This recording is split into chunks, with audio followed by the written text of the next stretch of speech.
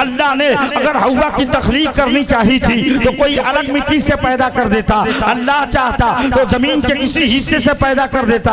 आखिर वजह क्या है कि अल्लाह ताला हवा की तख्लीक करनी चाहिए है तो आदम के बाएं पसली से पैदा कर रहा है। पता क्या चला, अल्लाह ये जानता है, अगर मैं गौर से सुनो प्यारे, अल्लाह अगर हवा को सर के बाल से पैदा करता तो अल्लाह जानता है औरत को सर पे बैठाने की चीज नहीं है, अल्लाह सर के बाल से पैदा नहीं कर रहा है, औरत को पैर के नाखून से पैदा कर देता।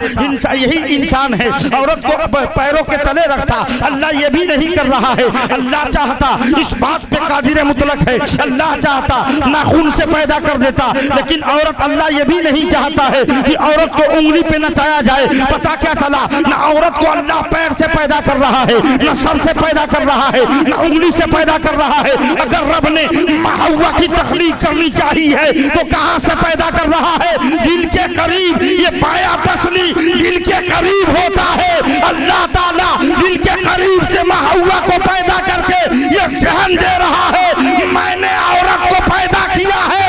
औरत न सर पे रखने की चीज है, न उंगली पे नचाने की चीज है, न पैर में रखने की चीज है। औरत तो महबूब शय है कि दिल में रखने की चीज है।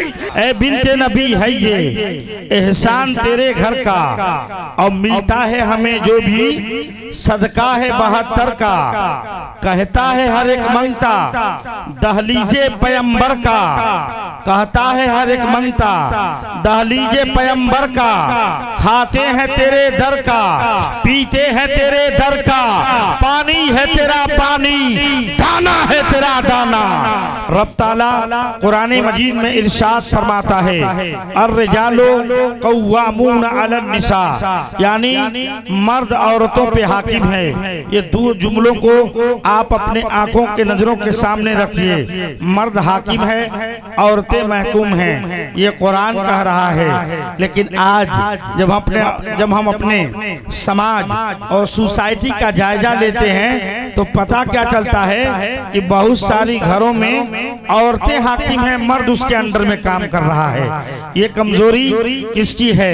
वरना प्यारे इस्लाम में जब कुरान ने अल्लाह ने मर्द को हाकिम करार दिया तो हर सूरत में मर्द ही हाकिम होना चाहिए। अब आप और आगे आइए, देखिए जब इस्लाम में इतना बड़ा मर्तबा औरतों को और मर्दों को दे दिया गया तो औरत को चाहिए कि मर्द की ताबेदारी करे, औरत को चाहिए कि मर्द के हुक्म पे हर वक्त लब्बैक कहती हुई नजर आए। इसलिए कि जब आप हिंदुस्तान की तारीख का जायजा लेंगे और अरबिस्तान की तारीख का भी जायजा लेंगे तो जब इस्लाम दुनिया में नहीं आया था औरतों को तकलीफ दी जा रही थी, औरतों को मारा जा रहा था, औरतों को सताया जा रहा था, औरतों को तकलीफें दी जा रही थी। लेकिन देखो प्यारे, मैं आपको बताऊं और आगे आइए और समझते हुए चलिए। जब इस्लाम आ रहा है कितना बड़ा मर्तबा अल्लाह ने, हालांकि अब आप जब औरत को रखेंगे, लेकिन आज बहुत सारे लोग ये समझते हैं इस्लाम ने में मर्द को हाकिम तो अल्लाह ने जरूर बनाया है, लेकिन औरत का हुकूमत करने का मतलब ये नहीं हुआ कि किसी औरत को पैर की जूती समझी जाए, किसी औरत को उसको दबा के रखा जाए। जो हक आपको इस्लाम में अल्लाह ताला ने दिया है, आप अपने हक को भी समझिए और औरत के हक को भी समझिए। आइए देखिए इस्लाम में किस तरह से औरतों के हक को अल्लाह ताला किस तरह से बयान फरमा रहा है। अल्लाह के रसूल अलैहिस्सलाम आपके सामने, आप पढ़े लिखे हैं और मैं कहूँगा आप मेरी बात को थोड़ा समझाने की कोशिश कीजिए और समझने की कोशिश कीजिए। हज़रात आइए देखिए, इस्लाम में जब औरतों को अल्लाह ने जब इतना बड़ा मर्तबा अता किया है, आप और आगे आओ और सोचेंगे, कहेंगे कि आप देखिए औरत को जब इतना महबूब बनाया गया, लेकिन आज बहुत सारे लोग औरत को अपने पैर की जूती समझते हैं। आज बहुत सारे लोग औरत को मसलने की कोशिश करते हैं। प्यारे देखो, औरत मसलने की चीज नहीं है, पैरों में रखने की चीज नहीं है। आपने देखा होगा हर दौर में फ्रॉम दी आदम टू ईसा हर आदमी को हर पैगंबर की जिंदगी का जब आप जायजा लेंगे तो आपको समझ में आएगा हर पैगंबर ने शादी की और हर पैगंबर ने अपनी औरत का एहतराम किया, हर पैगंबर ने अपने औरतों से मोहब्बत की। लेकिन आज हमारा समाज कहाँ पहुंचा हुआ है, जरा आप ये सोचिए। आदमी औरत के बगैर अधूरा है। आप कहेंगे कैसे? तो आपने नाम सुना होगा, हमारे और आपके बाप आदम अलैहिस्सलाम को अल्लाह ने जब पैदा किया और पैदा करने के बाद से, अब फैजी साहब तवज्जो चाहता हूँ, आदम अलैहिस्सलाम को जब पैदा किया और पैदा करने के बाद अल्लाह ने जब आदम के अंदर रूह फूकी, फिर आदम को जन्नत में रखा। अब आप जाइए, हम नमाज पढ़ते हैं किसके लिए? जन्नत के लिए। हम रोजा रखते हैं जन्नत के लिए। हम सारा तकवा और तहारत और पाकीज़गी में रहते हैं जन्नत के लिए। लेकिन और आगे आओ, जब आपको समझ में आएगा हमारे और आपके बाप आदम अलैहिस्सलाम को अल्लाह ने जन्नत में डाल दिया। आदम जन्नत में जाने के बाद से भी औरत की तमन्ना कर रहे हैं। आदम जन्नत में जाने के बाद से भी औरत की ख्वाहिश कर रहे हैं। आदम कहते क्या हैं, जरा गौर से सुनिए। आदम अलैहिस्सलाम ये कहते हैं कि ए लोगो, ए अल्लाह रब्बुल इज्जत की बारगाह में अर्ज करते हैं, मौला तूने तो मुझे बता दिया अल्लाह ताला तेरे जन्नत में किसी चीज की कमी नहीं है। जन्नत में नहरें हैं, जन्नत में दूध की नहरें हैं, जन्नत में बागात हैं, जन्नत में हूरो गिलबा हैं, जन्नत में सारी चीजें हैं। लेकिन आदम को किस चीज की तमन्ना है? रब की बारगाह में अरिया पेश करते हैं और कहते ए मौला मुझे इस जन्नत में किसी चीज की कमी नहीं है। फिर अल्लाह ने पूछा आदम बता तो सही, फिर तुझे क्या चाहिए? रब ताला की बारगाह में हजरत आदम अलैहिस्सलाम अर्ज करते हैं ए मौला मुझे इस जन्नत में मेरे जैसा, गौर से सुनो प्यारे, मेरे जैसा कोई रफीक अता कर दे, मेरे जैसा कोई शफीक अता कर दे। फिर आदम अलैहिस्सलाम कहते हैं ए अल्लाह मेरे जैसा कोई अता कर दे। क्या मतलब आदम अलैहिस्सलाम जन्नत में जाने के बाद से भी माँ हव्वा को मांग रहे हैं, माँ हव्वा की तखलीक की तमन्ना कर रहे हैं। अब आप और आओ देखो, अल्लाह ताला ने जब माँ हव्वा को आदम का जोड़ा बनाना चाहा था, आदम के शान के मुताबिक एक औरत को पैदा करना चाहा, तो देखिए अल्लाह चाहता आदम अलैहिस्सलाम को जिस तरह पैदा किया था, जमीन के मिट्टी से उठा करके पैदा कर देता। अल्लाह चाहता माँ हव्वा की तखलीक करनी चाहिए, तो अल्लाह ने माँ हव्वा को कहाँ से पैदा किया? कोई अलग मिट्टी से नहीं पैदा किया, पर आदम अलैहिस्सलाम के पुतले से माँ हव्वा को पैदा कर रहा है। और कहाँ से पैदा कर रहा है? अब इस पे आप गौर से सुनिए। आदम अलैहिस्सलाम को जब अल्लाह ने जब माँ हव्वा को पैदा करना चाहा, तो किस तरह पैदा कर रहा है? आदम अलैहिस्सलाम के बाएं पसली की मिट्टी को उठाता है और माँ हव्वा की तखलीक फरमाता है। मैं पूछने लगा, सवाल पैदा होता है, ए अल्लाह रब्बुल इज्जत, अल्लाह ने अगर हव्वा की तखलीक करनी चाहिए थी तो कोई अलग मिट्टी से पैदा कर देता। अल्लाह चाहता तो जमीन के किसी हिस्से से पैदा कर देता।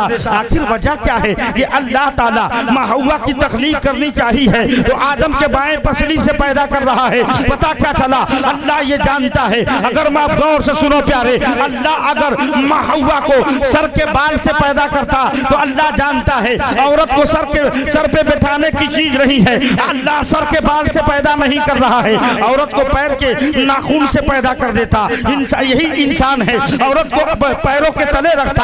अल्लाह ये भी नहीं कर रहा है। अल्लाह चाहता, इस बात पे कादिर मुतलक है, अल्लाह चाहता नाखून से पैदा कर देता, लेकिन औरत अल्लाह ये भी नहीं चाहता है कि औरत को उंगली पे नचाया जाए। पता क्या चला? न औरत को अल्लाह पैर से पैदा कर रहा है, न सर से पैदा कर रहा है, न उंगली से पैदा कर रहा है। अगर रब ने माँ हव्वा की तखलीक करनी चाहिए है तो कहाँ से पैदा कर रहा है? दिल के करीब। ये बाया पसली दिल के करीब होता है। अल्लाह ताला दिल के करीब से माँ हव्वा को पैदा करके ये जहन दे रहा है, मैंने औरत को पैदा किया है। औरत न सर पे रखने की चीज है, न उंगली पे नचाने की चीज है, न पैर में रखने की चीज है। औरत तो महबूब शय है कि दिल में रखने की चीज है। नारे तकबीर, नारे रिसालत, मसलके आला हजरत। हमारे और आपके बाप आदम अलैहिस्सलाम के बाएं पसली से अल्लाह ने औरत को पैदा किया। औरत प्यारे पता क्या चला, औरत पैर के नीचे रखने की चीज नहीं है। आज भी बहुत सारे लोग औरतों को क्या मकाम दे रहे हैं, ये आप गौर से सोचिए और समझिए। लेकिन इस्लाम ने औरतों को इतना बड़ा मकाम दिया। आप जरा सोचिए, इस्लाम ने औरतों को इतना बड़ा मकाम दिया, लेकिन आज हमारी औरतें क्या करती हैं, वो शौहरों की खिदमत नहीं करती हैं। आज हमारी औरतें क्या करती हैं, वो अपने शौहर को लाल टान कहती हैं। प्यारे देखो, इस्लाम में मिजाज दे रहा है। मेरी माँ बहनें भी अगर मेरी बात को सुन रही हैं तो मैं बताऊं, इस्लाम ने आपको इतना मर्तबा दिया, इस्लाम ने इस तरह से मर्तबा दिया। अगर तुम्हारा शौहर घर से निकलता है सुबह सुबह रोजी के लिए, तो औरत को ये चाहिए कि अपने शौहर को कहे फी अमानिल्लाह, या मैंने तुझे अल्लाह के अमान में दिया, एक बार देखे तो देख अल्लाह की अमान में। आज की औरतें कहती हैं या तेरा चेहरा नहीं देखना चाहती हूँ, या तू जा रहा है शाम तक वापस ना आए, ऐसा जुमला बोलती है। खुदा की कसम, जिस घर में औरत इस तरह का जुमला बोलती है, अल्लाह की कसम उसका शौहर अगर नाराज है वो जन्नत में जा नहीं सकती है। आओ, मूसा सुलेमान अलैहिस्सलाम का जमाना है। मैं आपको बताऊं, हजरत सुलेमान अलैहिस्सलाम के जमाने में एक शख्स था, उसके बीबी के पेट में बच्चा था। गौर से सुनिएगा, मैंने कहा फी अमानिल्लाह, गौर से सुनिए, फी अमानिल्लाह, मैंने तुझे अल्लाह के हवाले किया। औरत को ये चाहिए ये जुमला अपने शौहर के लिए बोले, औरत को ये चाहिए ये जुमला अपने शौहर को बोल के रुखसत करे कि क्या मैंने तुझे अल्लाह के हवाले किया। अल्लाह की कसम, जब कोई नेक औरत, पारसा औरत अपने शौहर को इस तरह से जुमलों से रुखसत करती है, तो जब तक वो आता नहीं है अल्लाह की रहमतें उसको अपने साए में लेकर के रहती हैं। लेकिन देखो, सुलेमान अलैहिस्सलाम के जमाने का एक शख्स था जो उसके बीबी के पेट में बच्चा था। वो चला गया उसकी बीबी, और उसने क्या कहा, ए अल्लाह, मैंने इस अपने बच्चे को तेरे हवाले किया, ही अमानिल्लाह। वो शख्स ये जुमला बोल के चला गया। जैसे ही वो गया और वापस आ रहा है, गौर से सुनो मेरी बात को, जब वो शख्स कुछ दिनों के बाद परदेश से वापस आता है, क्या देखता है, उसकी नजर क्या देखती है यार। देखो मेरे उसके कुछ दिनों के बाद जब घर लौटता है, अपने गांव में उसकी एंट्री होती है, देखा क्या, मेरे दरवाजे पे बहुत सारे लोग बैठे हुए हैं, बहुत सारे लोग रुक रहे हैं। उसने रुकने के बाद से अपने दरवाजे पे लोगों से पूछा, ए यारो बताओ तो सही क्या मामला है। लोगों ने कहा, बड़ी अफसोस के साथ ये कहना पड़ रहा है कि तुम्हारी बीबी का इंतकाल हो गया, इतना सुनना है। अब वो रोने लगा, कहा कि मिट्टी कहाँ दिए हो, कहा कब्रिस्तान में दिए हैं। वो चला गया, कब्र ताजी है, मिट्टी दे दूं, तब तक कब्रिस्तान में जाता है। गौर से सुनिएगा, जैसे ही कब्रिस्तान में पहुंचता है, अचानक उसकी नजर क्या देखती है, एक ताजी कब्र पे पड़ती है। उसके करीब जाता है, अब करीब जाने के बाद से क्या देखता है, यार कब्र के ऊपर एक छोटा सा बच्चा खेल रहा है। अब वो परेशान हो गया, यार इस आपका ताजी कब्र है, यही मेरी बीबी की कब्र है, और इसके ऊपर एक बच्चा खेल रहा है। अचानक उसके कान में आवाज आती है हातिबे गैबी से, जवान घबराने की जरूरत नहीं है, वो बच्चा उठा ले, वो तेरा बेटा है। वो घबराया हुआ है, ये मेरा बेटा कैसे हो सकता है। कहा, नादान, वो जुमला याद कर, जब तुम परदेश जा रहा था तूने कहा था फी अमानिल्लाह, ए अल्लाह, मैंने अपने बच्चे को तेरे अमान में दिया। जा, अगर तू अपने बीबी को, अपने बच्चे को दिया था, अपने बीबी को दे दिया होता, तो जब तक तू नहीं आता तेरी बीबी तेरा इंतजार करती।